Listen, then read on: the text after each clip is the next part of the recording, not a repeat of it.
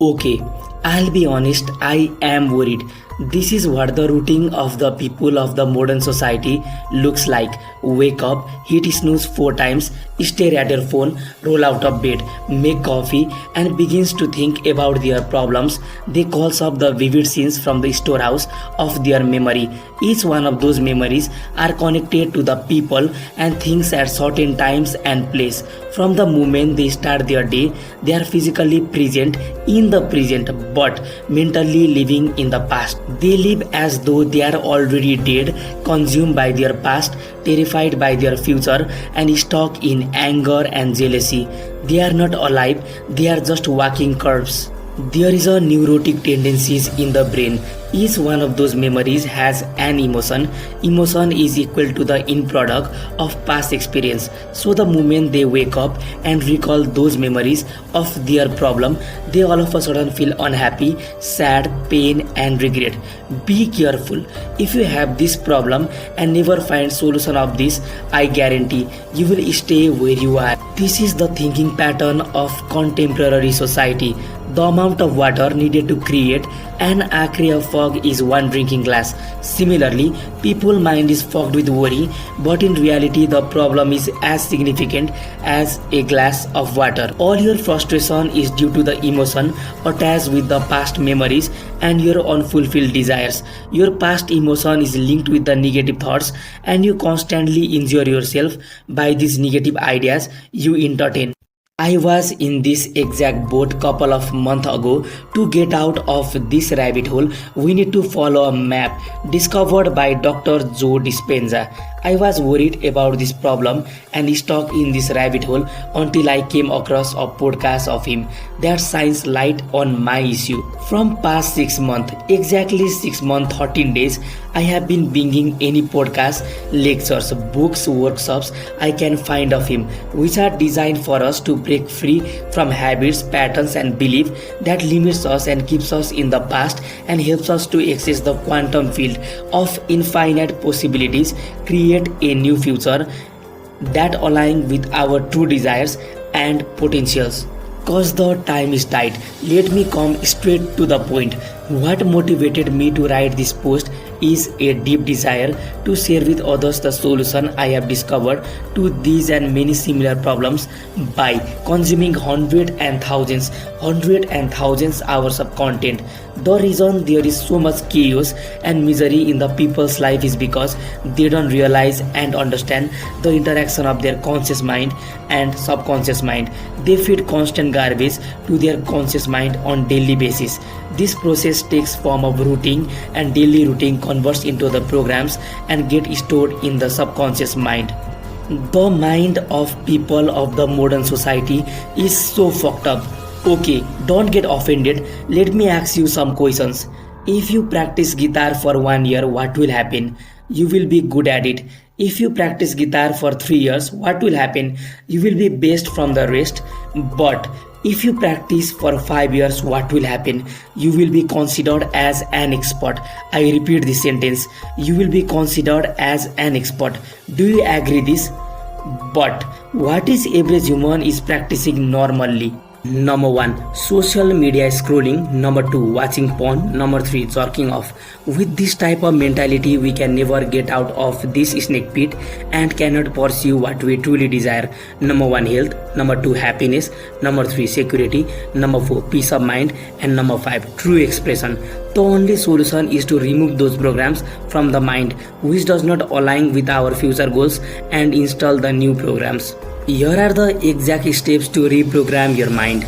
These principles are universal. It is crucial for every human being on planet Earth to follow these to clear the mind. Take the principle matter expand when heated. This is true anywhere at any time and under all circumstances. If you heat a piece of steel, it will expand. Whether the steel is found in China, England or India or in an orbiting space station. Likewise, the steps and the principle I am going to tell are universally applicable for any type of human being from anywhere, whether from China, England, India or in space. Number 1, question everything. You create your thoughts create your intention, and your intention creates your reality. The first step to reprogram your mind is to become aware of your current state of being. I mean, becoming conscious of your thoughts. Believe me, your thoughts have everything to do with your destiny. Most of the people will stuck where they are because their mind repeat the same negative thoughts again and again, again and again. According to the study, our average human thinks 60 to 70,000 thoughts in one day. Yes, we do, and 90% of those thoughts are the same thoughts the day before. Be careful. Your life's not going to change much cause the same thoughts lead to the same choice lead to the same behavior, and the same behavior creates same experience, and your same experience creates same emotion, and same emotion creates same action, and same action creates the same reality. Now to change this, you have to access the forbidden door, the analytical mind, because what separates the conscious mind from the subconscious mind is the analytical mind and the pursuit the power of your subconscious mind. Most of the greatest scientists, artists, poets, singers, writers, and inventors have a deep understanding of the working of the conscious and the subconscious mind. It was that gave them a miracle power to create their own reality for them. Your subconscious mind is as a bed of rich soil that will help you all kind of seeds to sprout and flourish, whether the good or bad. In this context, I mean positive thoughts or the negative thoughts. Now, let me ask you a question. If you sow thorns, will you gather grapes? Hell no, fuck no.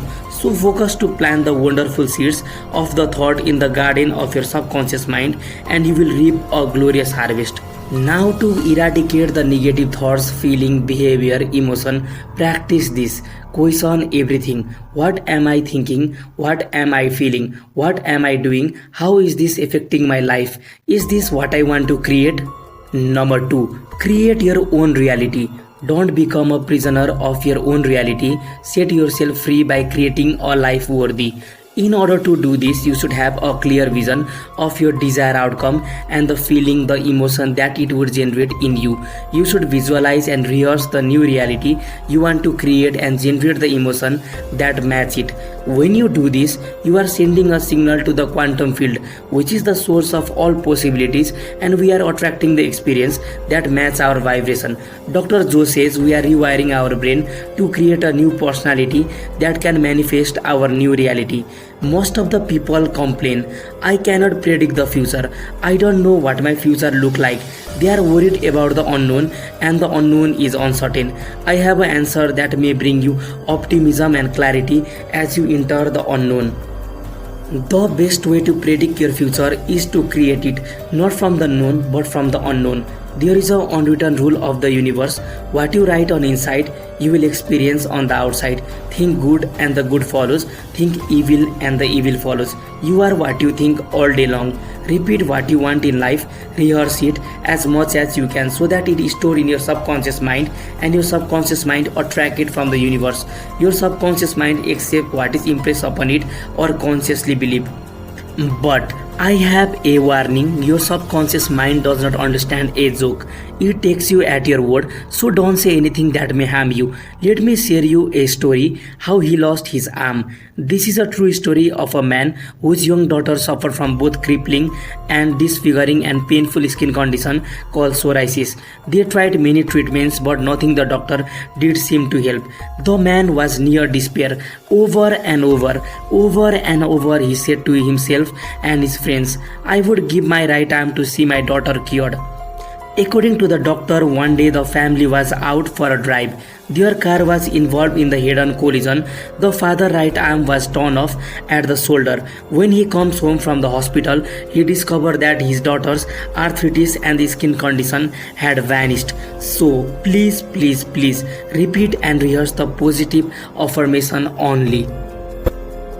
Meditation is the tool to clear the mind. Your environment is really controlling. It's so seductive. Your environment is stronger than your willpower.